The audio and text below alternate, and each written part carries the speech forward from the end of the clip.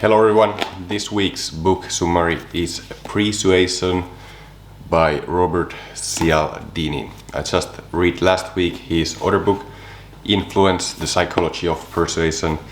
Now, which one do I think is better?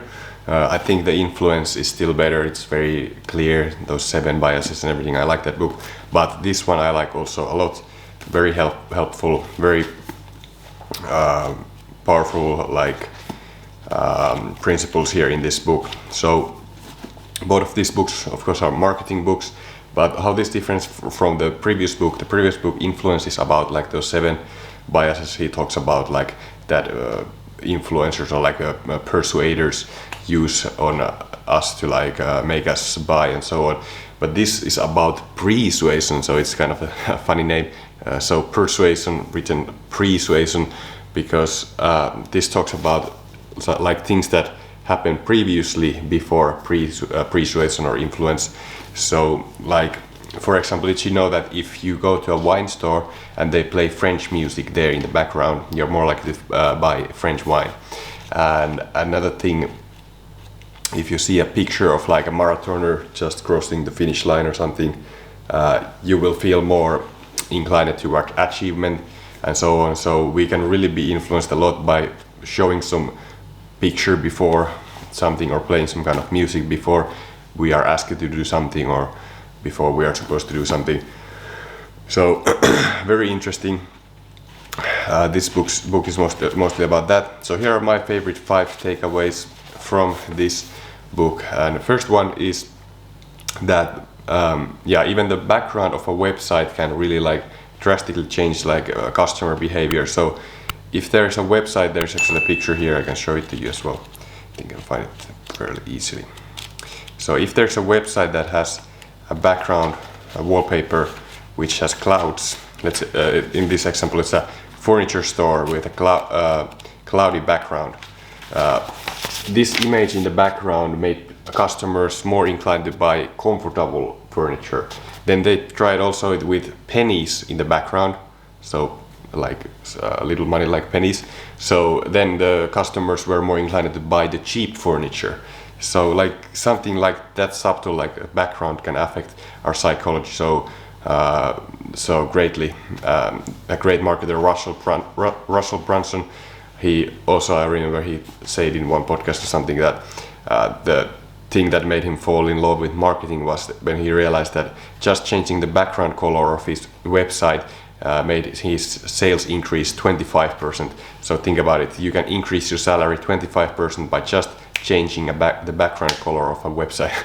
So that's why he started to study marketing crazily, because he knows that's the power of marketing. So then number 2 idea is that banner ads, when they're shown repeatedly on a website, even though we don't think they affect us, we think that we can just read through a blog or something, a website with banner ads, and not have them influence us in any way. But what they found is that banner ads, the more they are shown repeatedly, the more people start to like those ads and those products. So if I get ads of a Canon camera all the time while I read up some article or something, I will be more inclined to buy a Canon camera than a Sony or some other camera. Whatever, if I get Coca-Cola, well, I don't drink soda, but people who see Coca-Cola ads all the time instead of Pepsi are more inclined to buy Coca-Cola and so on. So that's kind of interesting, and that's of course not just banner ads.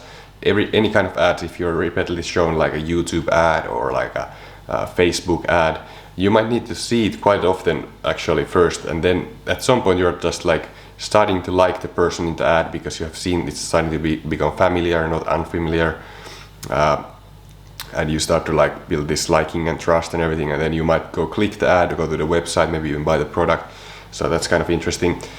Then third idea is that of course sex sells, but this goes into more detail. Of course marketers use attractive models and everything to capture attention and market products, but if you want to really do it effectively, it's not enough to just capture attention with it. Here's a picture.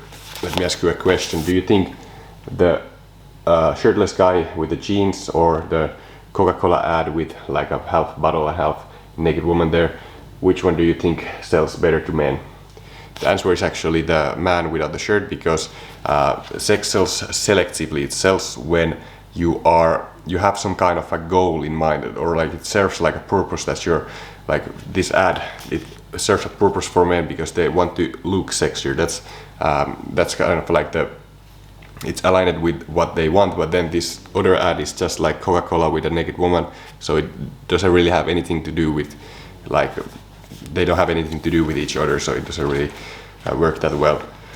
So then fourth idea is that in your marketing you want to minimize negative associations and maximize positive associations.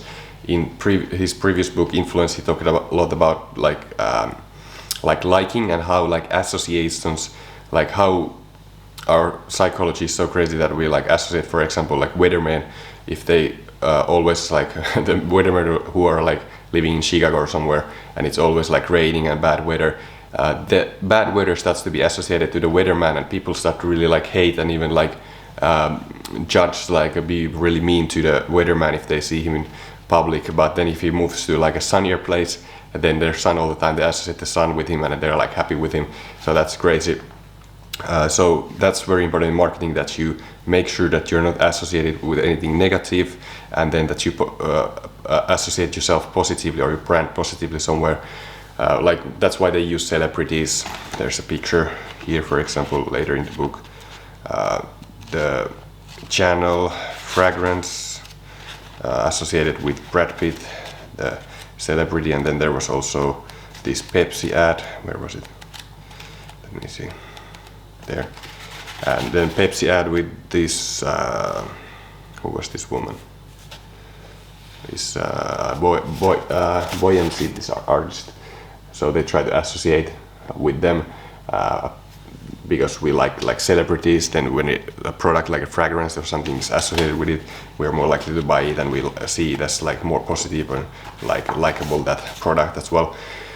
And then fifth idea is that it's interesting that observers have like a greater liking for like businesses and products that have like an easy to recognize or like easy to pronounce names, and then also if the face is easy to recognize. So it's very important that you have like a very like simple businesses that had like very hard to like read or pronounce names did much worse than easy to pronounce names. That's why actually I created a new YouTube channel for like my fitness videos and fitness business. I name it with a simple name, also just because I want my fitness brand to be more about the customer, not my name. But also my name, Antti Laitinen, it's not like the easiest name for like an English person to like read, and well, that shouldn't be your excuse to not like do YouTube or something like I'm doing with this channel. But it's not really going to be of much help to have a difficult name either. Just a note there. But yeah, that's then the face also. If your brand has some kind of a face, it's good to have someone with like symmetric faces, symmetric faces, but one symmetric face. So because that's, people will like it much more if it's like easy to recognize the face, and instead of like hard to recognize. Of course, like even just like lighting and stuff like can help that. But yeah, those are the 5 ideas. Highly recommend picking up and reading this book. Link is right below this video. So get this book, it's life-changing. Really, just order the book right now from the link in the description. And that's also going to help this channel, because instead of just buying books from the store and paying all the money to the store, this time if you use this link, part of the price that the store charges is going to me, not all to the store. So check that link and buy this book.